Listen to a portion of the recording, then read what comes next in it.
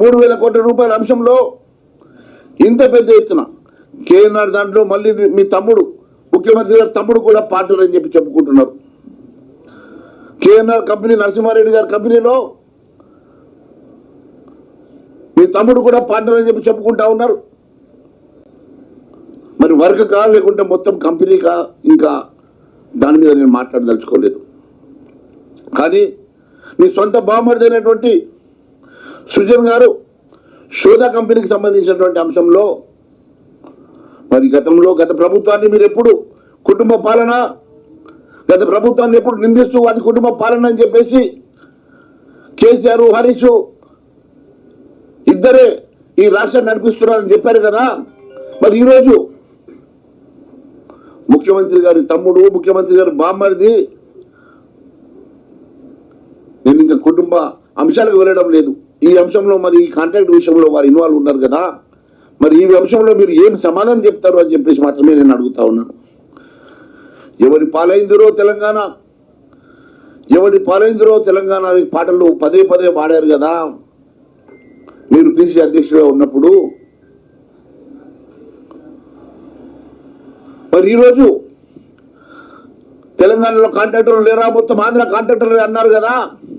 మరి ఈరోజు మెగా కృష్ణారెడ్డి గారికి, ఏఎంఆర్ కంపెనీకి మీరు ఏ రకంగా ఈ టెండర్లు దారాదత్తం చేశారో సమాధానం చెప్పాలని చెప్పి అడుగుతా ఉన్నాను.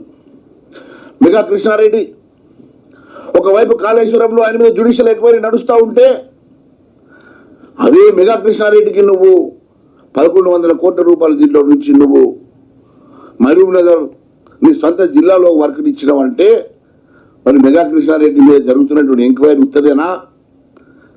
మెగా కృష్ణారెడ్డికి నీకు ఉన్నటువంటి సంబంధాలు ఏంది?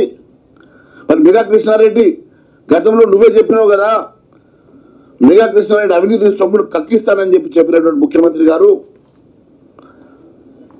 మరి మెగా కృష్ణారెడ్డి మీద ఇప్పటి వరకు ఒక సిబిఐ ఎంక్వైరీ కానీ, ఈడీ ఎంక్వైరీ కానీ ఆలోచన చేయకుండా నువ్వు మెగా కృష్ణారెడ్డి సొమ్ము కక్కిస్తానంటే ఇక్కడ ప్రభుత్వంకి రికవరీ చేస్తావేమో అనుకున్నాను, కానీ ఈ రకంగా ప్రైవేట్గా కక్కిస్తావని చెప్పి నేను అనుకోలేదు.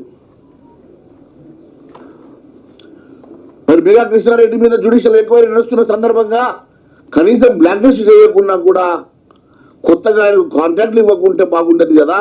మరి మెగా కృష్ణారెడ్డికి ఏ రకంగా ఈరోజు ఎస్కలేట్ చేసినటువంటి దొంగచాటుగా చీకటి ఒప్పందంతో ఇచ్చినటువంటి కాంట్రాక్టు, దీనికి మీరు ఏం సమాధానం చెప్తారు మెగా కృష్ణారెడ్డి గారికి ఇచ్చిన కాంట్రాక్ట్ మీద అని చెప్పి అడుగుతున్నా. అదే మాదిరిగా ఏఎంఆర్ కూడా తెలంగాణ వాడు కాదు కదా. గతంలో మీరు తెలంగాణలో కాంట్రాక్టర్లు లేరు అని చెప్పినటువంటి మీరు, సమర్థులే లేరు అని చెప్పినటువంటి మీరు ఈరోజు మరి మీరు కూడా అదే బాటలో నడుస్తున్నమాట వాస్తవం కాదని అడుగుతున్నా.